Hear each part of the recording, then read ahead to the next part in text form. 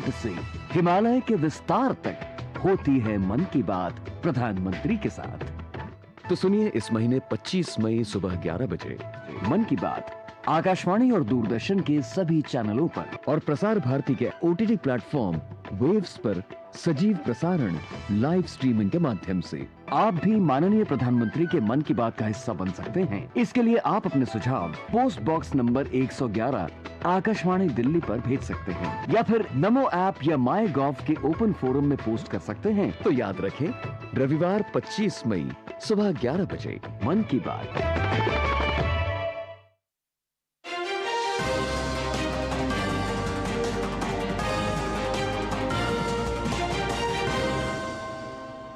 नमस्कार, आप सभी का स्वागत डीडी न्यूज पर। आपके साथ मैं हूं मुकुल शर्मा। बताएंगे आपको खबरों में आज क्या रहेगा खास, लेकिन सबसे पहले नजर डालते हैं हेडलाइंस पर। दुनिया के सामने कैसे खोलनी है पाकिस्तान की पोल, विदेश दौरे से पहले प्रतिनिधिमंडल के एक बैच को आज ब्रीफ करेंगे विदेश सचिव संजय झा। कनिमोझी और श्रीकांत शिंदे के नेतृत्व वाले डेलीगेशन को दी जाएगी जानकारी।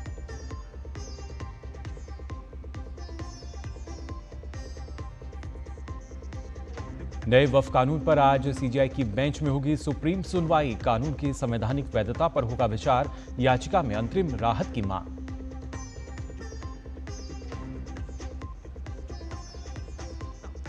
डॉर्नियर विमान और INS कावारत्ती की ताकत देखेगी दुनिया। आज से मलेशिया के लंकावी में शुरू होगी अंतर्राष्ट्रीय समुद्री और अंतरिक्ष प्रदर्शनी। रक्षा राज्य मंत्री करेंगे भारतीय प्रतिनिधिमंडल का नेतृत्व।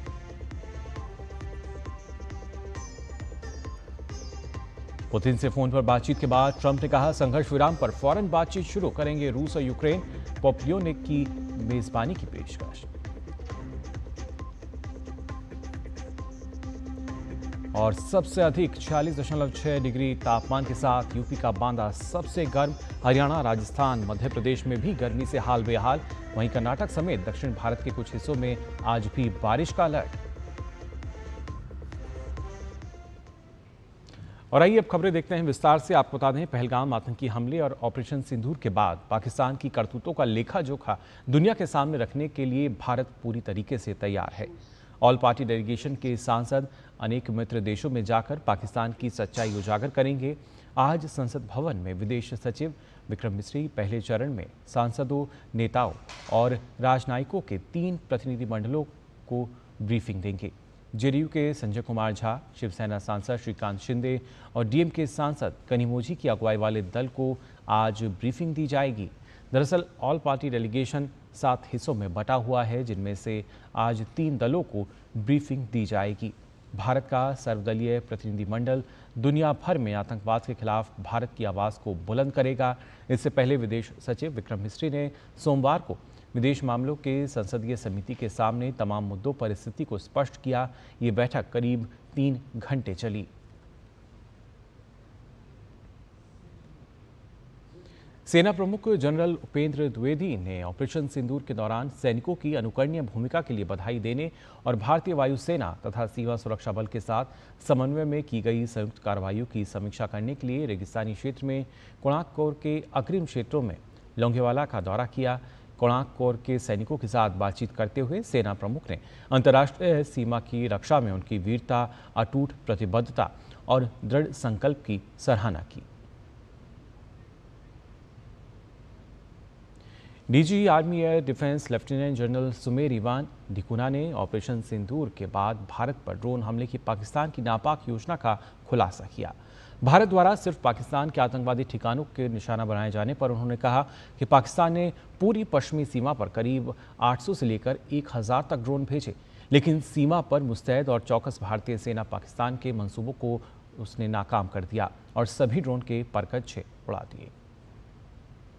A drone to count numbers is a perception of the person who's given it.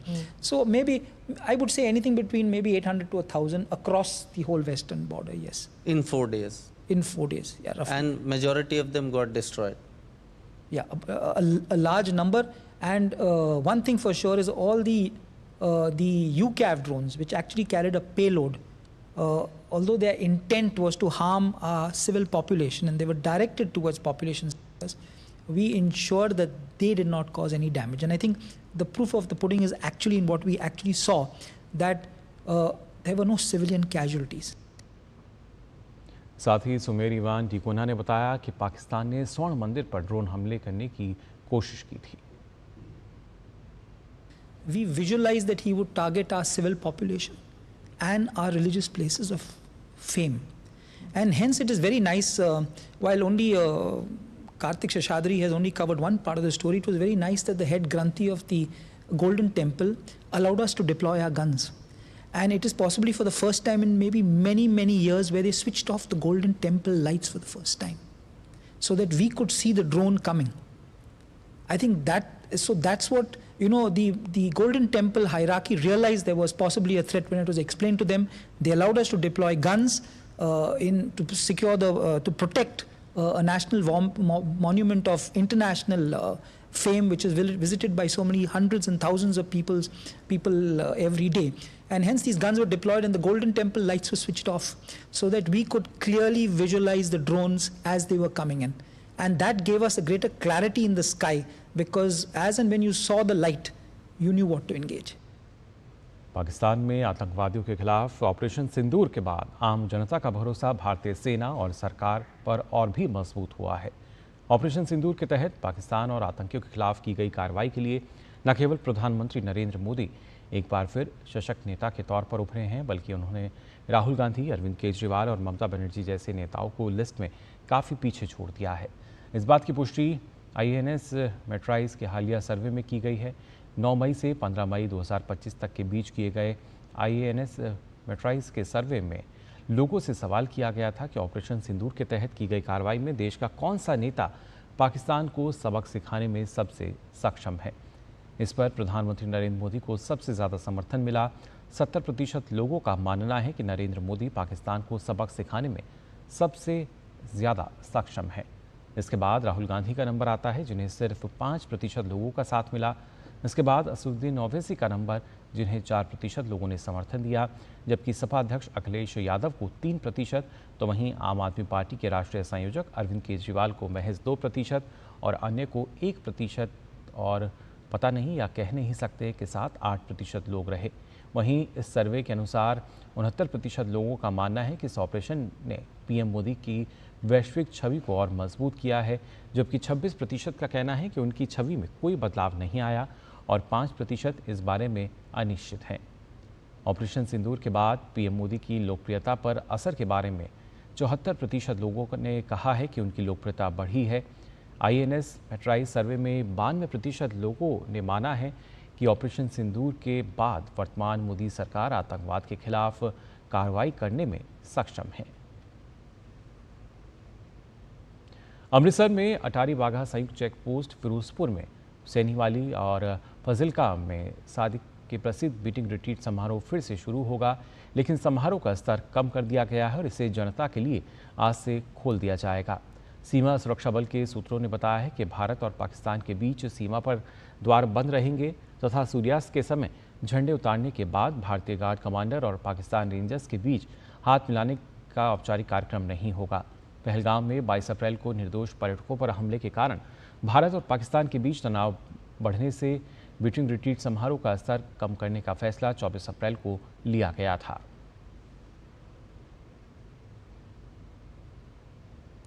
Operation सिंदूर में भारतीय सैन्य बलों की सफलता और पराक्रम को देश भर से परिचित कराने के लिए तिरंगा यात्राओं का आयोजन का सिलसिला जारी है। देश भर के विभिन्न शहरों में आयोजित हो रही इन यात्राओं में बड़ी संख्या में लोग भाग ले रहे हैं, तो केंद्रीय मंत्रियों से लेकर मुख्यमंत्री तक इन यात्राओं में शामिल हो रहे हैं। इन यात्राओं में राष्ट्रीय भावना का जोश देखते ही बन रहा है। देश भर में ऑपरेशन सिंदूर की सफलता और सेना के अदम्य साहस और शौर्य के सम्मान में तिरंगा यात्रा में भारी संख्या में जन सैलाब उमड़ रहा है। देश के उत्तर से लेकर दक्षिण तक आमो खास देश के वीर सैनिकों के जज्बे को सम्मान देने के लिए सड़कों पर निकल पड़ा है।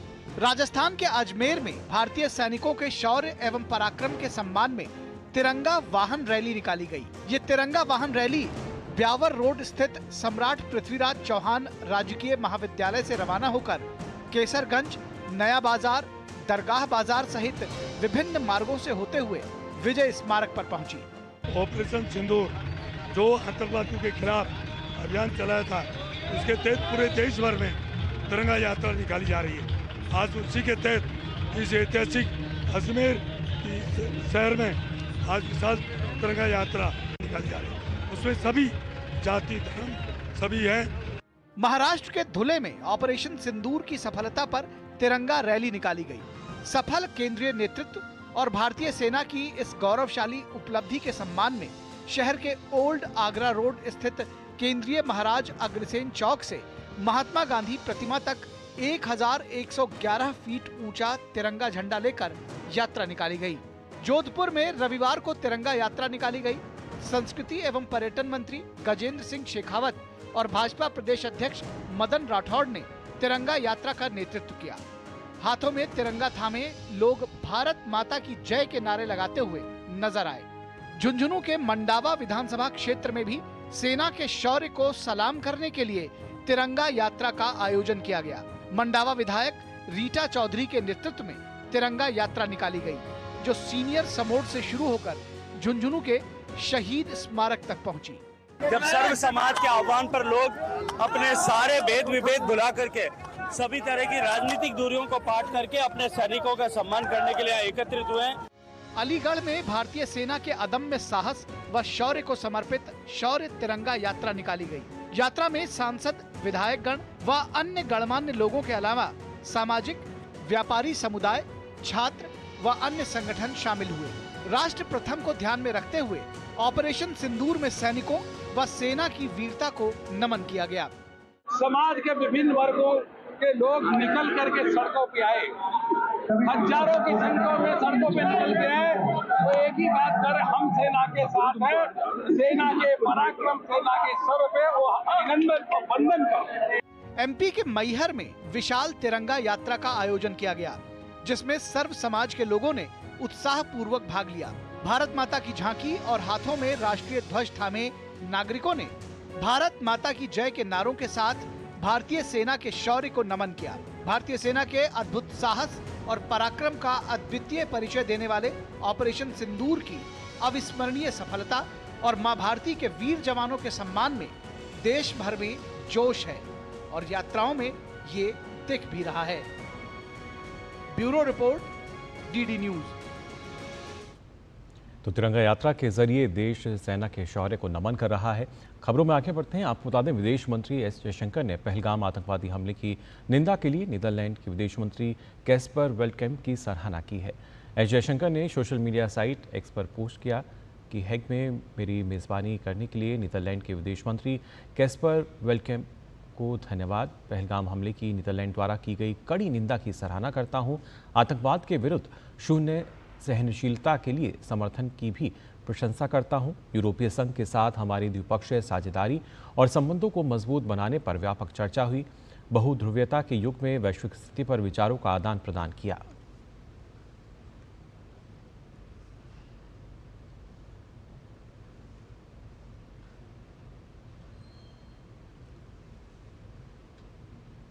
नीदरलैंड ने पहलगाम आतंकवादी हमले की निंदा की है और इसी पर विदेश मंत्री ने जानकारी दी। विदेश मंत्री एस जयशंकर ने नीदरलैंड के रक्षा मंत्री से भी मुलाकात कर खुशी जताई है। उन्होंने सोशल मीडिया साइट एक्स पर अपने पोस्ट में लिखा कि हेग में रक्षा मंत्री रूबेन ब्रेकमेंस से मिलकर प्रसन्नता हुई। हमने सुरक्षा से जुड़ी चुनौतियों और दृष्टिकोणों पर विचारों का आदान प्रदान किया। द्विपक्षीय रक्षा साझेदारी बनाने के लाभों के बारे में भी बात की।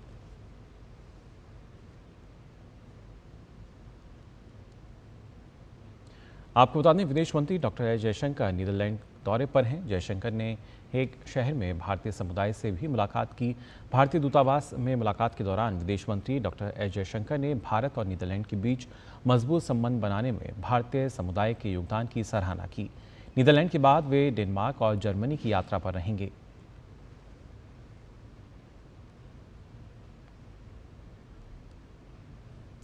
सुप्रीम कोर्ट आज नए वक्फ कानून को चुनौती देने वाली याचिकाओं पर सुनवाई करेगा। CJI B R. गवई और न्यायमूर्ति ए.जी. मसीहा की पीठ यह तय करेगी कि कानून के प्रावधानों पर रोक लगाने के लिए अंतरिम राहत दी जाए या नहीं। 15 मई को पिछली सुनवाई में अदालत ने केंद्र और याचिकाकर्ता को 19 मई तक हलफनामा पेश करने को कहा था। बेंच ने कहा कि अंतरिम राहत दिए जाने के मुद्दे पर हम 20 मई को विचार करेंगे। वहीं केंद्र ने 25 अप्रैल को दायर हलफनामे में कहा था कि कानून पूरी तरह संवैधानिक है, यह संसद से पास हुआ है, इसलिए इस पर रोक नहीं लगाई जानी चाहिए। 1332 पन्नों के हलफनामे में सरकार ने दावा किया कि 2013 के बाद से वक्फ संपत्तियों में 20 लाख एकड़ से ज़्यादा का इजाफा हुआ है। कई निजी संपत्तियों को वक्फ में लिया गया है।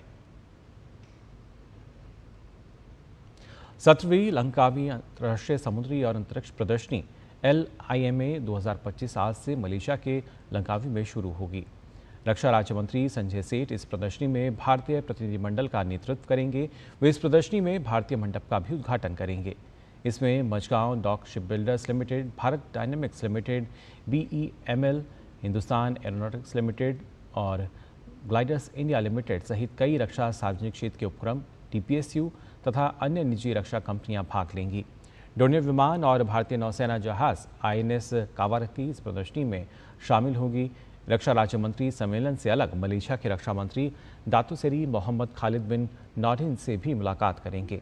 उनकी इस यात्रा से द्विपक्षीय रक्षा सहयोग और व्यापक रणनीतिक साझेदारी में मजबूती आएगी।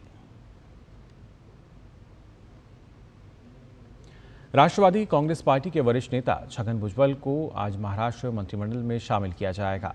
शपथ ग्रहण समारोह राजभवन में सुबह 10 बजे होगा। छगन भुजबल को खाद्य एवं नागरिक आपूर्ति विभाग मिलने की उम्मीद है। छगन भुजबल इससे पहले भी कई बार मंत्री पद संभाल चुके हैं।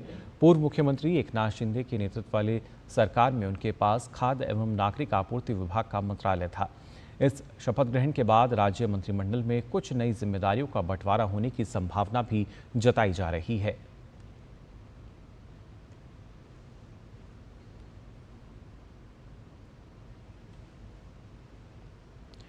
और फिलहाल बुलेटिन में हम यहां रुकने एक छोटे से ब्रेक के लिए जल्द लौटते हैं।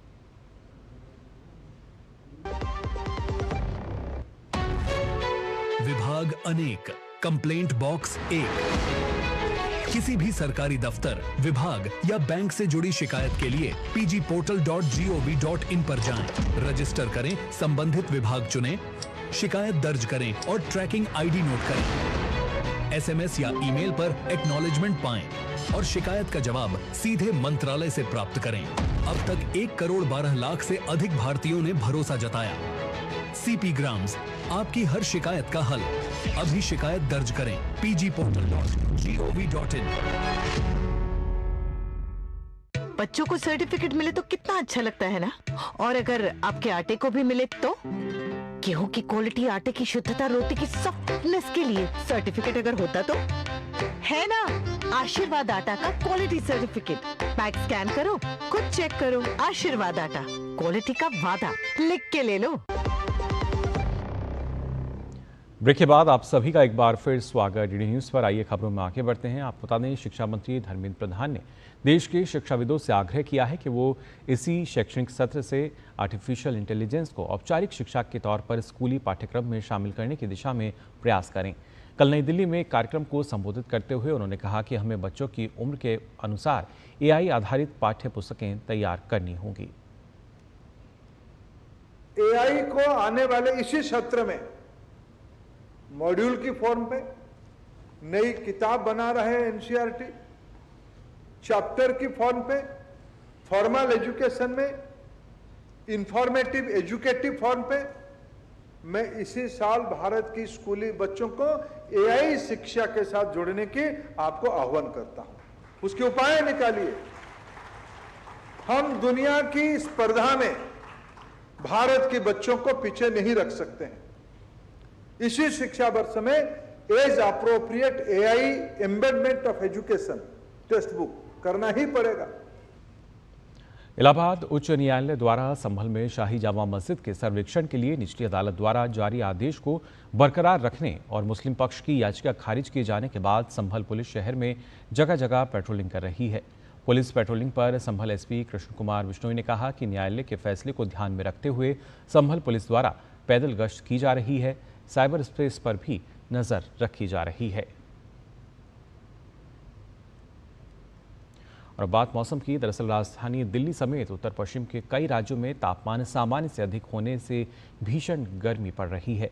दिल्ली एनसीआर में न्यूनतम तापमान में लगभग 2 डिग्री सेल्सियस और अधिकतम तापमान में लगभग 1 डिग्री सेल्सियस का इजाफा दर्ज किया गया है, जिसके बाद दिल्ली में अधिकतम तापमान 41 से 43 डिग्री सेल्सियस के बीच रहा, जबकि उत्तर प्रदेश के बांदा में सोमवार को सबसे अधिक तापमान 46.6 डिग्री सेल्सियस दर्ज किया गया। वहीं राजस्थान के पिलानी, मध्य प्रदेश के खजुराहो और हरियाणा के हिसार में भी अधिकतम तापमान सामान्य से काफ़ी अधिक दर्ज किए गए।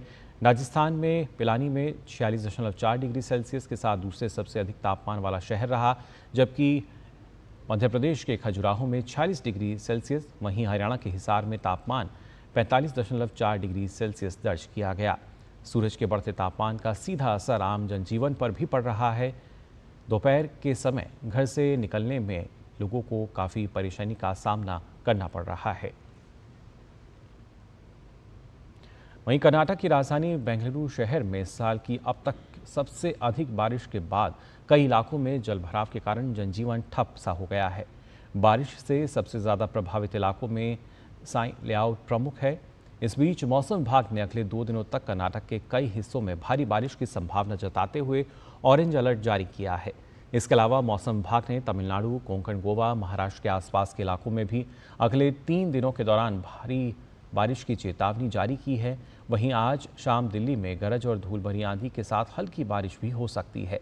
झारखंड की बात करें तो 24 मई तक आकाशीय बिजली गिरने और तेज हवाओं के साथ हल्की बारिश होने की संभावना के साथ ही यहां पर येलो अलर्ट जारी किया गया है।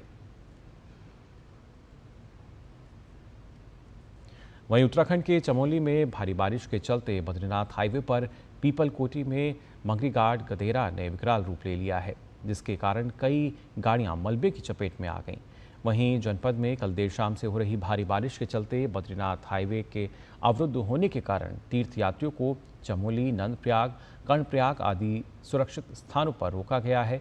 हाईवे सुचारू करने के लिए NHIDCL को निर्देश दिए गए हैं। शाम को जनपद में काफ़ी भारी बारिश हुई है, जिससे पागल नाला में बहुत अधिक मात्रा में मलबा आ गया। कार्यदायी संस्था द्वारा 2 JCB मशीन मौके पर लगाई गई है मलबे को हटाने के लिए। लगातार कार्यवाही चल रही है। चूँकि मलबा बहुत अधिक मात्रा में है तो उसको खोलने में समय लगेगा। उसी के दृष्टिगत अभी अंधेरा भी हो गया है, रात का टाइम है, तो जोशीमठ और पीपलकोटी, कर्णप्रयाग में हमने यात्रियों को रोकने की व्यवस्था की है। हरियाणा के गुरुग्राम में अतुल कटारिया चौक स्थित कृष्णा फर्नीचर के गोदाम में भीषण आग लग गई। आग की सूचना मिलते ही मौके पर तुरंत दमकल की करीब 20 गाड़ियां पहुंच गईं। आग बुझाने का प्रयास जारी है। इस बीच किसी के हताहत होने की अभी तक कोई सूचना नहीं मिली है। स्वास्थ्य के क्षेत्र में भारत को एक और सफलता मिल गई है। भारत अब आंखों में बैक्टीरिया संक्रमण से होने वाली बीमारी ट्रैकोमा से मुक्त हो गया है। जिनेवा में आयोजित 78वें विश्व स्वास्थ्य सम्मेलन में विश्व स्वास्थ्य संगठन WHO के महानिदेशक डॉक्टर टेड्रोस एडनॉम घेब्रेयेसस ने भारत को सार्वजनिक स्वास्थ्य समस्या के रूप में ट्रैकोमा उन्मूलन का प्रमाण पत्र प्रदान किया। यह मान्यता रोग उन्मूलन, निवारक स्वास्थ्य देखभाल और सबके लिए स्वास्थ्य सुनिश्चित करने की प्रतिबद्धता में भारत के निरंतर प्रयासों का प्रमाण है। और रुक करते हैं अंतर्राष्ट्रीय खबरों की तरफ। आपको बता दें, अमेरिका के राष्ट्रपति डोनाल्ड ट्रंप ने कहा है कि रूस और यूक्रेन युद्ध विराम और युद्ध को समाप्त करने के लिए प्रत्यक्ष बातचीत शुरू करेंगे। उन्होंने रूस के राष्ट्रपति व्लादिमीर पुतिन के साथ फोन पर लंबी बातचीत के बाद कहा कि पुतिन से बातचीत सकारात्मक रही और दोनों देश बातचीत के लिए तैयार हैं।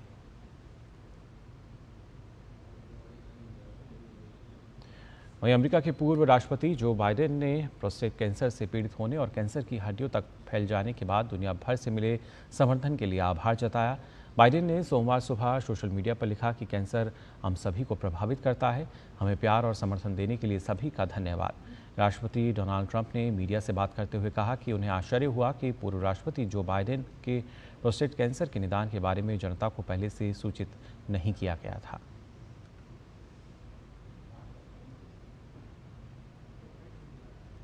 खबर खेल जगत से आपको बता दें, केंद्रीय खेल मंत्री मनसुख मांडविया ने कल खेलो इंडिया बीच गेम्स के पहले संस्करण का आगाज दीव के प्राचीन घोखला बीच पर एक रंगारंग कार्यक्रम के दौरान किया।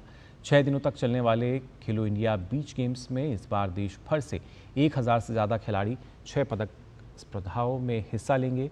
पदक स्पर्धाओं में के बीच अगर बात की जाए तो इसमें बीच सॉकर, बीच वॉलीबॉल, बीच कबड्डी, बीच टकराव, पैनकेक सिलाट और ओपन वाटर स्विमिंग शामिल है। इसमें प्रदर्शन खेल, मल्लखंब और रस्साकशी भी आयोजित किए जाएंगे, जिसमें तटीय शैली के साथ पारंपरिक भारतीय खेलों की झलक देखने को मिलेगी।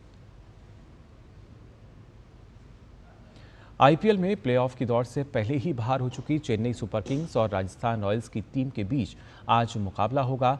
दोनों ही टीमों की नजरें इस मैच को जीतकर अपनी प्रतिष्ठा बचाने पर टिकी होंगी। तो फिलहाल के लिए इस बुलेटिन में बस इतना ही, लेकिन देश और दुनिया की तमाम खबरों के लिए आप देखते रहिए डीडी न्यूज़। मुझे दीजिए अनुमति। नमस्कार।